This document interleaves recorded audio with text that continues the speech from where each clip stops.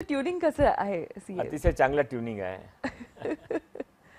ते हसमुख ते कॉन्फिडेंट आणि फार विजनरी मुख्यमंत्री आहे. तो सर्वांना बरोबर म्हणजे घेऊन एखादा पुढे असा जात आहे. प्रकल्प जो तुम्ही घेऊन गेलेलात की त्यांना समजावून सांगितलं आणि त्यांनी प्रॉम्प्ट ऍक्शन घेतली असं तुम्हाला आठवतं असं? हा, हे 75,000च्या त्याने अप्रूव्ह केलं ना. अच्छा. त्यांच्यामुळे झालं ते.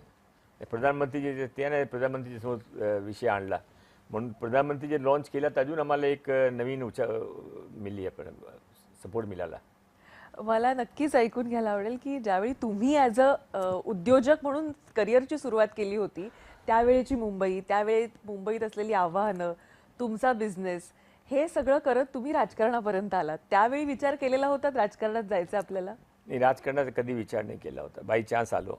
मी तो RSSचा स्वयंसेवक होता, राम जन्मभूमीमध्ये ॲक्टिव्ह होता. आणि मलबार जिथे मी राहायला गेलो होतो, पूर्वी बायकलामध्ये राहत होते, तिथे कोणी कॅन्डिडेट नाही होता म्हणून मग त्यानं मला तिकीट दिलं नाही. ते 95मध्ये अशी ते लाट आली की सर्व जिंकले, मी पण त्यामध्ये जिंकलो. आता पुढे हळूहळू ते चांगले वोटर्स आहे माझे, ते मला सांभाळतात, मी त्यांना सांभाळतो, तर चांगला चालला आहे.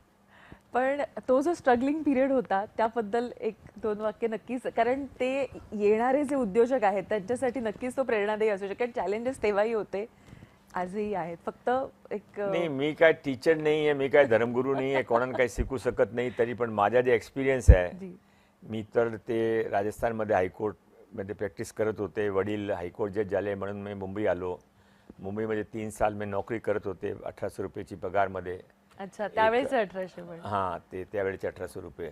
नंतर तिथे पण माझ्या जमलानी 3 वर्षामध्ये 2 जॉब चेंज केले.